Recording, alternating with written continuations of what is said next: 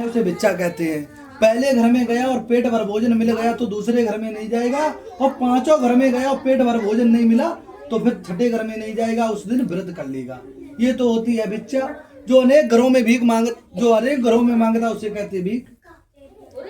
तो बस ब्राह्मण बड़ा कमजोर था, भगवान का चिंतन करता था, लेकिन भगवान हर बात सहन कर सकते हैं।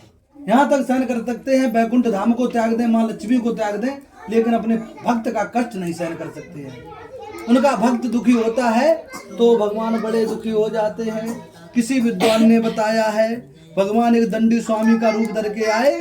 भगवान ने कि तुम्हारी भैया सुबह से शाम तक भिक्षा मांगते हैं, परिवार का पालन पोषण नहीं हो पाता है।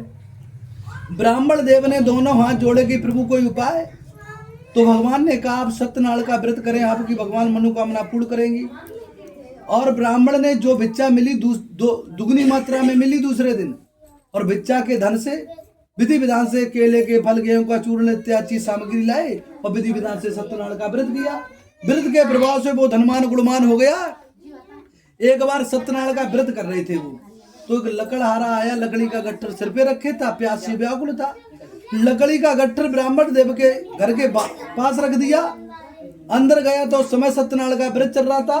व्रत का पान किया, प्रसाद को ग्रहण किया, दोनों हाथ जोड़े और कहा प्रभु आप क्या कर रहे हैं। उन्होंने कि हम सत्यनारायण का व्रत कर रहे। कि सत्यनारायण के व्रत से क्या होता है, कि सत्यनारायण का व्रत जो भी करता वो धनमान गुणमान विद्यामान हो जाता, भगवान सभी मनोकामना पूर्ण करता है। लकड़हारा ने दंड संकल्प कर लिया, आज जो लकड़ी बिचेगी उससे हम सत्यनारायण का व्रत करेंगे। गिरजय लाला गिरजय बताया है। देखो हमें संकल्प नहीं करना चाहिए। क्यों संकल्प नहीं करना चाहिए? आप ये कहो कहीं बैठ जाओ मोहल्ला में, ये कहूं बच्चा किधर उधम बजा दो शांत कह दो एकदम। बताया है शांत हो जाओ। बताया है कभी झूठा नहीं कहना चाहिए। हम कथा कराएंगे या घंटा चलाएंगे, नेजा चलाएंगे, या पूरे गांव को खिलाएंगे या मोहल्ला को खिलाएंगे। भगवान से आग्रह करनी चाहिए, हे प्रभु ठाकुर जी माता रानी आपकी कृपा दृष्टि बनी होगी तो हम छोटी सी कथा करा देंगे, ज्यादा होगा पूरे मोहल्ला को, ज्यादा कृपा हुई तो पूरे गांव को खवा देंगे। झूठा कहने से पाप छा जाता है। पाप छाने के अनेक कारण होते हैं, लंबे समय तक कोर्ट कचहरी मुकदमा, लंबे समय तक बीमारी, ये पाप छाने के लक्षण होते हैं। किसी विद्वान ने बताया झूठ नहीं बोलना चाहिए। लकड़हारा जब लकड़ी बेच के आया, विधि विधान से केले के फल, घी, दूध, गेहूं का चूर्ण इत्यादि सामग्री लाया, विधि विधान से परिवारजनों के साथ सत्यनारायण का व्रत किया। व्रत के प्रभाव से वो धनमान गुणमान हो गया। बताया भगवान के प्रति दंड संकल्प होना चाहिए।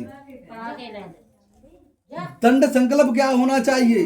किसी विद्वान ने बताया है, जब गज और गिरह में लड़ाई हो रही थी तो गज का पैर गिरह ने पकड़ लिया, तो गज ने अपनी पत्नी से कही हमारी जान बचाओ, जान जा रही, तो उसने सूंड में सूंड डाल लिया लेकिन जान नहीं बचा पाई। तब परिवारजनों को बुलाया, उन्होंने भी नहीं, तो अपने स्वयं ताकत लगाई। फिर उसके बाद ठाकुर जी से ध्यान किया तो ठाकुर जी नंगे पैर विष्णु भगवान आए और गिरह का उद्धार किया, गज की जान बचाई। जैसे दुर्योधन के कहने से दुशासन बड़ी सभा में द्रौपदी को लाया और चीरहरण कर रहा था, तो द्रौपदी ने दोनों हाथ जोड़े कि हमारी जान वो साड़ी इच रही है, हमारी लाज जा रही है। पतियों से आग्रह करी तो पांचों पतियों ने गर्दन नीचे कर ली। उसके बाद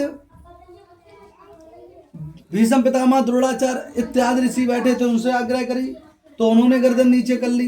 द्रौपदी ने कि हम अपनी लाज नहीं जाने देंगी। साड़ू का पल्लू दोनों हाथों से पकड़ लिया, मुख से दाब लिया, लेकिन साड़ू का पल्लू इतना बंद नहीं हुआ।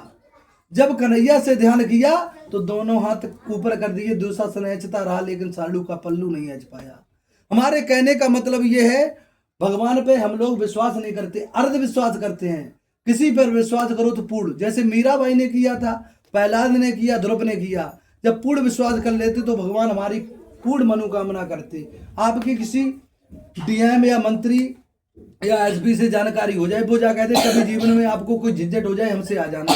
आप गांव में छाती खोल के चलोगे, हमारी डीएम साहब से पहुंचे, हमारी मंत्री जी से, और जो परमपिता परमेश्वर सबका मंत्री, सबका राजा, सबका परमात्मा है, उससे जब हमारा चित्त लग जाएगा तो हमें दुनिया वालों से डरने की क्या जरूरत है। इस कंधे पुराणे रेवा खंडे दूसरा अध्याय समाप्त। बोलिए सत्यनारायण भगवान की, बोलिए वृंदावन बिहारी लाल की, बोलिए सतगुरुदेव भगवान की, बोलिए भक्त वत्सल भगवान की।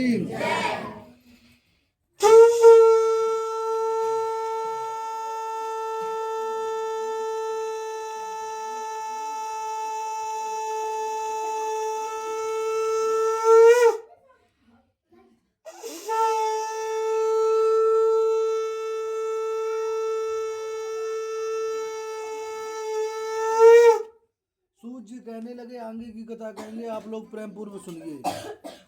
बताया प्राचीन